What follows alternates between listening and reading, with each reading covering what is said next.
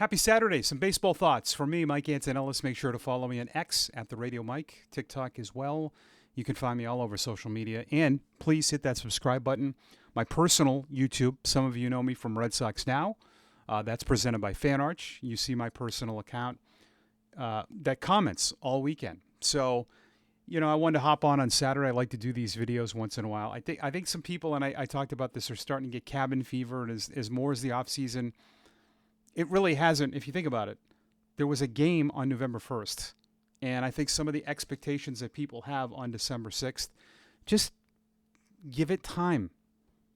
And being passionate does not mean being irrational. And I want people to try and turn the page from things. I just think that depending on what age you are as a fan, you kind of have I don't want to say jaded, but your realistic expectations are not. I get people saying they haven't won a World Series since 18. I mean, that's not the end of the world. And yes, you can still live off the fact that they won 4 World Series in the last 21, 22 years. And you have to, again, I don't dwell on stuff. I don't dwell on stuff in life. I don't care about the previous regime with Heim. I love Heim, but I'm not thinking about any of that stuff. I'm not thinking about some of the bad seasons. I also love baseball. I mean, how many of us really love the game? Like, I can watch the Red Sox no matter what because I actually truly love baseball. Do people actually love baseball, or are we just so championship hungry that that's all we care about? And that to me, listen, I have a completely different perspective. I'm not for everyone. I understand that. But I am someone who works in the game. 30 years I've worked in baseball. My opinions, my point of views are going to some of you sound out of left field because I work in it. Give me a little more credit sometimes with some of the things that I have people fight me on. It's because I know I've asked. There are a lot of things that I do ask questions about, and I don't tell people, oh, I talked to this guy, because it's not my style. But I constantly get that they're not into spending money. They're not into making the team better. And it's like, well, I would agree with that if last offseason doesn't happen. I am in the current. Craig Breslow is his first time being a top executive. Do you know how hard that is? First of all, I don't love hiring the top guy that hasn't done it before, especially in this market. I think he's done a pretty damn good job since last offseason. Yes, I don't sit and dwell on the Mays and Jordan Hicks, and because it's, what do you want me to say? Yes, they were bad moves. I know that. That's going to happen. But it's not every day that an executive trades for Crochet and you have Chapman locked up. And we'll see with Bregman. Under his watch was the development of Roman Anthony, who is going to be probably one of the best players in the game. There is a lot more momentum going up here to me. Your foundation is filling in very strong. Try to live in the moment. You won 89 games last year. You've made progress. You were decent in 24. You got extremely better last year. And on December 6th, as I'm recording this, we haven't even had the Rule 5 draft. There can be tons of things. The Red Sox could take a player in the Rule 5, and people will mock and poke fun at it, just like they did with Whitlock and Slayton. But now they love them.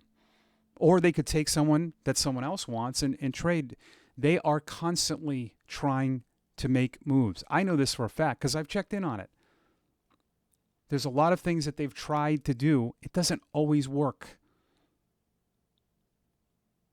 And they're not doing that for show. You think Craig Breslow is staying up all hours of the night for show? Come on. There's an ego with him too. He wants to build this team. But lately, I don't know if there's something in the water, but some of the comments like from everywhere, on here, on my YouTube, on social that I'm getting, the direct messages, you gotta just chill a little bit.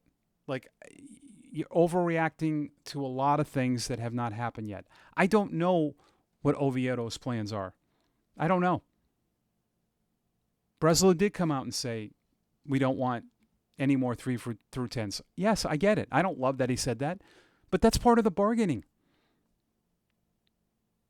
Right? Now you've added 2 big league pitchers. What does that now tell other teams? You've added 2 legit big league arms. Whether you like those guys or not, they are guys that can pitch in your rotation, especially Gray. He's going to be a 3. So it changes. And maybe if you have to make a deal that's going to hurt a little bit, you've got a big league guy there in case. So all of that should make you happy. Adding big league parts in case you have to take a sting a little bit. But it also, I'm telling you, this happened. I mean, now you've built out so many arms. Like I've said many times, you want to dictate the deals. The national view of the Red Sox is completely the 180. I have Sirius XM. I listen to MLB radio religiously. They cannot believe what the Red Sox are doing. They think the complete opposite of everybody. And they have no, and some of them are players, ex-players. They don't, and probably don't even like the Red Sox. I call things as I see it. And this obsession with spending, I would be completely fine with it if you could guarantee me if you finish first and the Dodgers did, they won the World Series, I get that.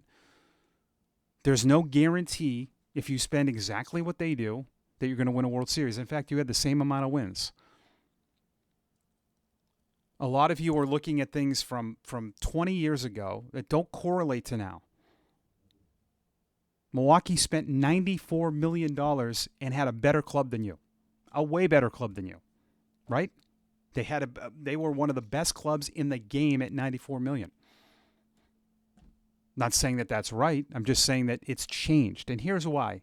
My final thought on this. What many don't, or maybe not, I think a lot of you that follow the game, but you should understand this. 20 years ago, you didn't have young players go to the big leagues this quick, and they are impacting the game at a very high level at league minimum.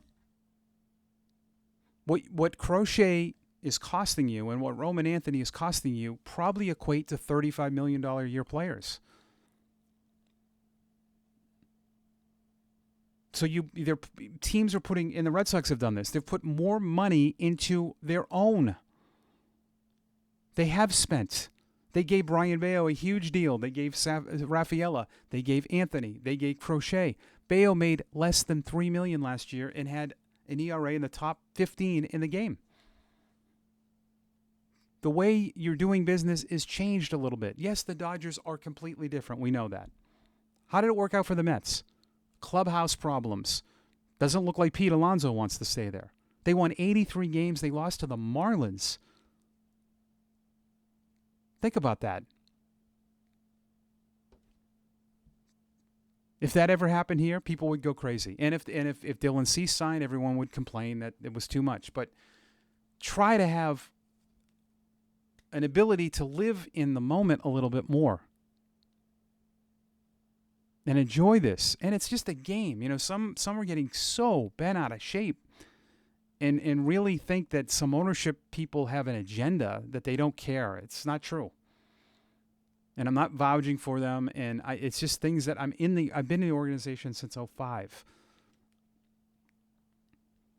The Red Sox want to win. Sometimes you have to adjust. And they've been burnt many times. Oh, trust, an executive to John Henry. Rusney Castillo, we need him. Okay. Write the check. Who eats that money? Rusney played in Pawtucket for 7 years, making it big league salary. A big league salary. Daisuke, he was okay.